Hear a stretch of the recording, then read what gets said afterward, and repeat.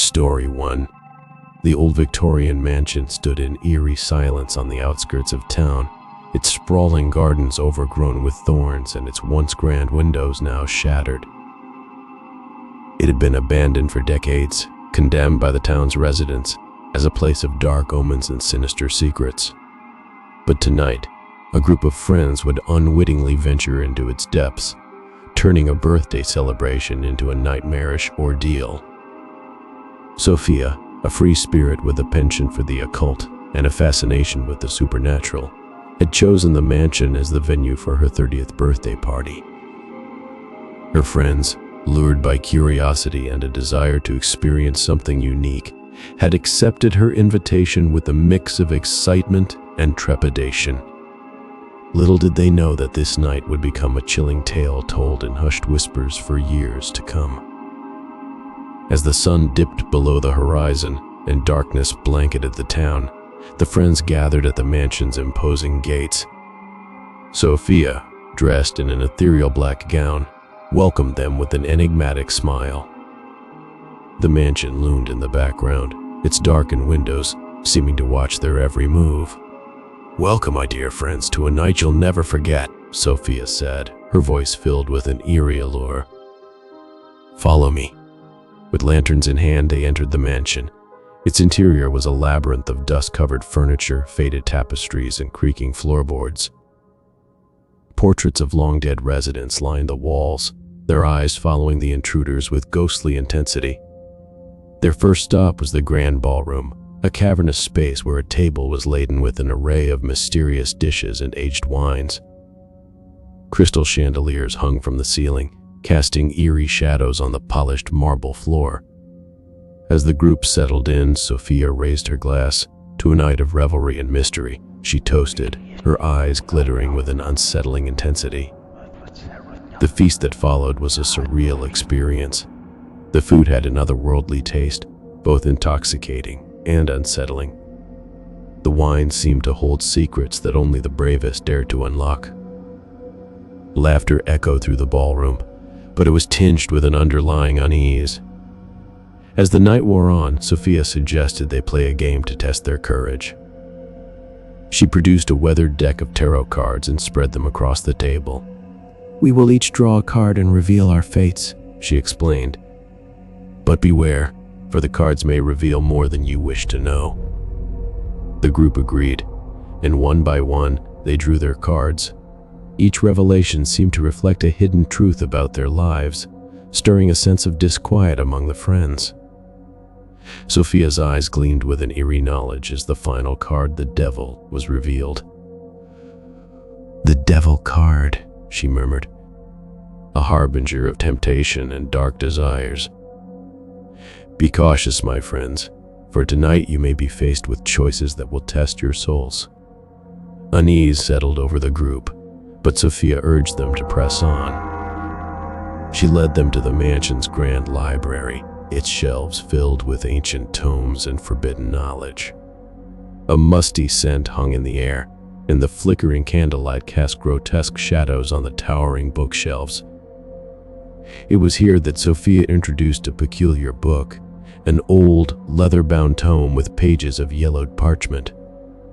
The book was said to contain the secrets of the mansion and the dark forces that dwelled within its walls. "This book," Sophia whispered, "holds the key to the mansion's history and its malevolent past. Will you dare to open it and uncover the truth?" One by one, they approached the book, their hearts pounding with a mixture of fear and curiosity. As they opened its pages, a cold wind swept through the library, extinguishing the candles and plunging the room into darkness. Panic set in as they fumbled for their lanterns, their shadows dancing ominously on the walls. But the book's pages had revealed a chilling story, a tale of a cursed family, a deal with the devil, and a malevolent presence that hungered for souls. As the last page was turned, a voice echoed through the darkness, a haunting melody that sent shivers down their spines. "You've unlocked the secrets," it whispered. "Now, you must face the consequences." With trembling hands, they relit the candles, revealing that they were no longer alone in the library. Figures clad in tattered, 19th century attire stood among them, their eyes hollow and their faces etched with despair. The figures reached out, their cold hands grasping at the living, attempting to pull them into their spectral world. Panic swept through the group as they fought to break free from the ghastly grip. Sophia, her voice filled with desperation, shouted, "We must escape this place. Follow me." They fled the library and raced through the mansion's twisting corridors, pursued by the relentless apparitions. The mansion itself seemed to shift and change, trapping them in a nightmarish maze.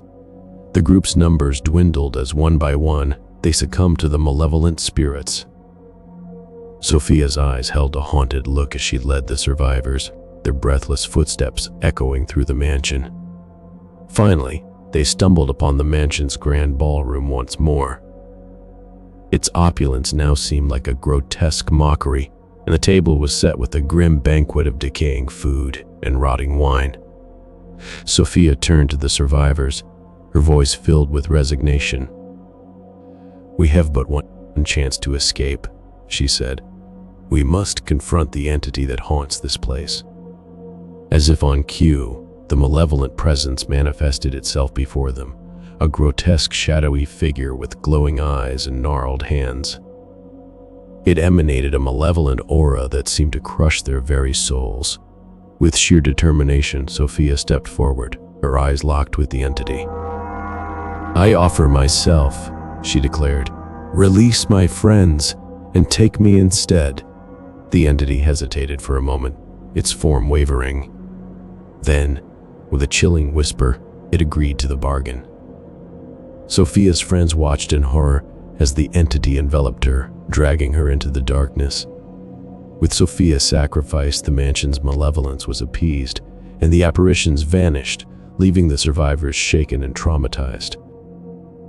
The mansion itself seemed to sigh with relief as it released its hold on them.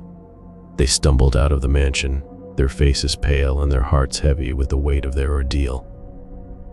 The sun began to rise, casting its warm rays on the abandoned Victorian mansion, as if cleansing it of its dark past. Sophia's birthday party had become a chilling legend in the town, a tale of supernatural horrors and sacrifices made in the face of malevolence. The mansion remained untouched, a place of dark omens and sinister secrets, its secrets buried with Sophia and the friends who had dared to attend her fateful celebration. Story 2. The dilapidated mansion stood atop a lonely hill, shrouded in an eerie mist that clung to its ancient walls like a ghostly veil.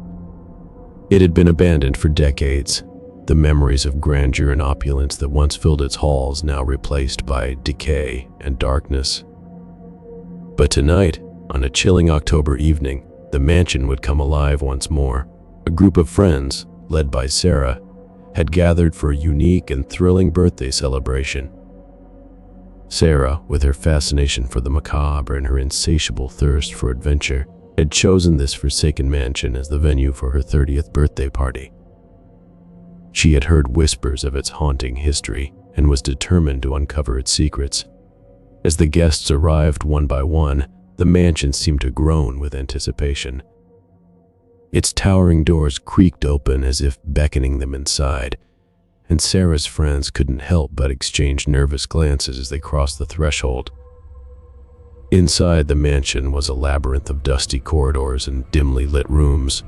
Antique furniture lay draped in white sheets, untouched for generations. Portraits of long-forgotten faces adorned the walls, their eyes seemingly following the guests as they explored. "Are you sure about this, Sarah?" whispered Mark, her best friend, as they ventured deeper into the mansion. "This place gives me the creeps," Sarah grinned, her eyes sparkling with excitement. "That's the whole point, Mark. It's my birthday, and I wanted something unforgettable. Let's find the heart of this mystery." As the evening wore on, the group began to play a series of eerie games, designed to invoke fear and curiosity.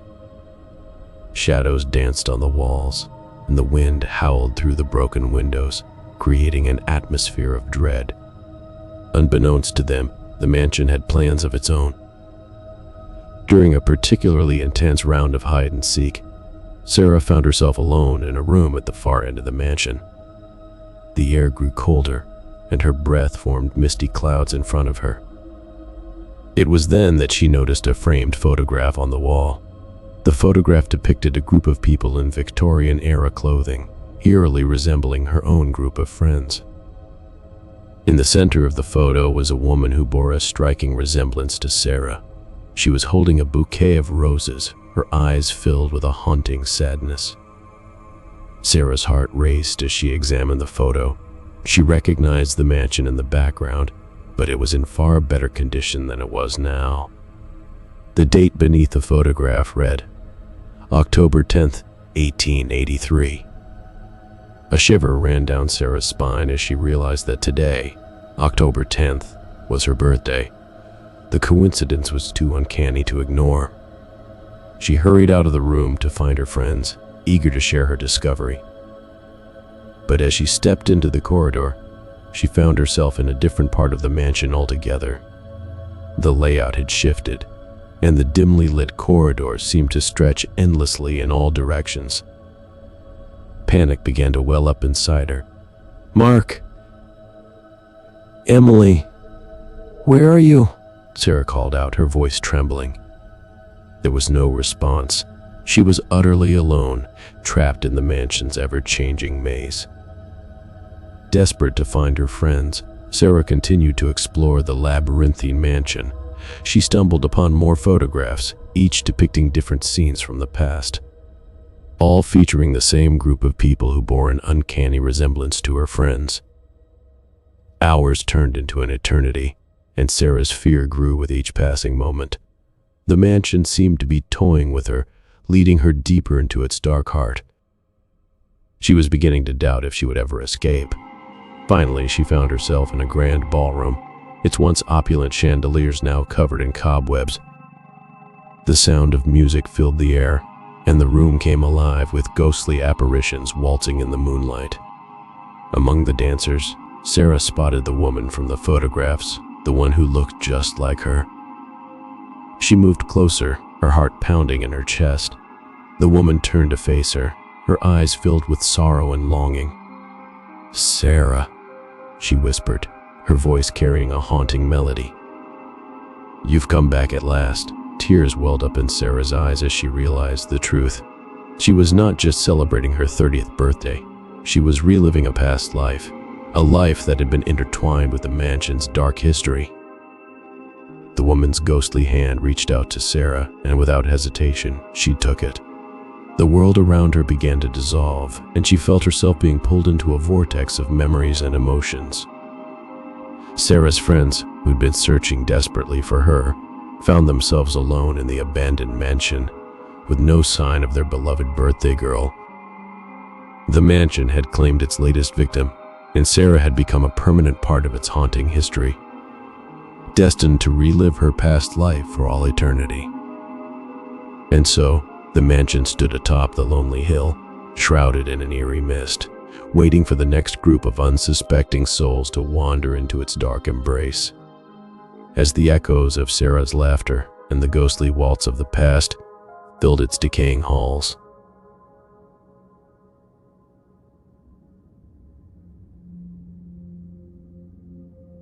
Story 3. The moon hung low in the night sky, casting a pallid glow over the dense forest that surrounded the secluded cabin. Tall trees swayed gently in the breeze, their branches whispering secrets to each other, as if warning of the horrors that awaited within. It was a night like no other, a night that would forever haunt the souls of those who dared to attend the fateful birthday party. Morgan, an enigmatic woman with a taste for the macabre, had invited her closest friends to celebrate her 30th birthday in the eerie cabin that had been in her family for generations. Her friends, intrigued by her reputation for throwing unforgettable parties, had eagerly accepted the invitation, unaware of the darkness that lurked beneath the surface.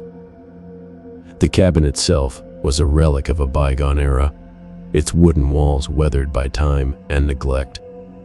Cobwebs adorned every corner, and the flickering candlelight cast eerie shadows that seemed to dance to an otherworldly rhythm. Inside, an ornate dining table was set with a feast that looked like it had been prepared centuries ago. Dusty dishes held strange, unidentifiable foods, and wine bottles bore labels with cryptic symbols. "Happy birthday, Morgan," her friend Jessica said, raising her glass in a toast. The others followed suit, their voices echoing through the cabin like a chorus of the damned. As the night wore on, the group delved into a game of truth or dare, a game that Morgan had promised would be unlike any they had ever played before. The dares grew increasingly bizarre and unsettling, and the truth questions unearthed long-buried secrets. But Morgan, always the enigmatic hostess, seemed to know more about her friends than anyone could have guessed. Then came Morgan's turn. She chose truth. Jessica, eager to reveal something about their mysterious host, asked, "What's the strangest thing you've ever done, Morgan?" Morgan smiled, her eyes gleaming with an eerie intensity. "I once made a deal with a creature in the woods," she confessed. "I asked for something in return for a promise, and it delivered. Now, it's time for me to fulfill my end of the bargain." Her words sent a shiver down everyone's spine, but Morgan quickly brushed off the unease with a laugh. She suggested they play a game of hide and seek, a game that would take them into the forest surrounding the cabin. The group hesitated, but Morgan's charm and persuasion won them over. They paired off, each person playing with a sense of foreboding as they ventured into the woods, flashlights in hand.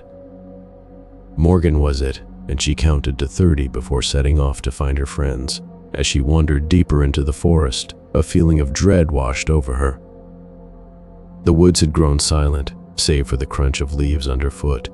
The trees seemed to close in around her, their branches forming grotesque shapes in the dim light. One by one, Morgan found her friends, each hiding spot more obscure and unsettling than the last. But when she discovered Jessica, crouched behind a gnarled oak tree, something was terribly wrong. Jessica's eyes were wide with terror, and she pointed a trembling finger into the woods. Morgan followed the gaze and gasped. There, in the moonlight, stood a grotesque creature, its body contorted and covered in matted fur. Its eyes gleamed with a malevolent intelligence, and it emitted a low, guttural growl. Morgan realized the creature was the one she had made the deal with all those years ago. It had come to collect its due, and now it wanted something far more sinister than she had ever imagined. With a speed that defied its grotesque appearance, the creature lunged at Jessica, its long claws slashing through the air. Morgan screamed and rushed forward, pushing Jessica out of harm's way just in time. The two women scrambled back to their friends, who were now trembling in terror. Morgan explained the truth, revealing the nature of her dark bargain and the horrors that it had unleashed. "We need to make a new deal with it," Morgan said, her voice shaking. "It wants one of us, and we have to give it what it wants to survive the night." The group huddled together, their hearts pounding in fear. They called out to the creature, offering it one of their own in exchange for their lives. The creature emerged from the shadows, its eyes fixed on Morgan. Morgan stepped forward, her face pale but determined. "I made this mess, and I'll clean it up," she said. With a heavy heart, she offered herself to the creature, sealing the deal with a chilling whisper. As the creature dragged Morgan away into the darkness, the four seemed to sigh with satisfaction. The remaining friends were left with a hollow emptiness, knowing that their lives had been forever tainted by the horrors they had witnessed. They returned to the cabin, shaken and scarred, and waited in silence for the dawn to break. The moon hung low in the night sky, casting a pallid glow over the forest, as if mourning the loss of a soul that had been claimed by the darkness. And as the first light of morning crept over the horizon, They knew that they could never escape the haunting memory of that fateful birthday party in the woods.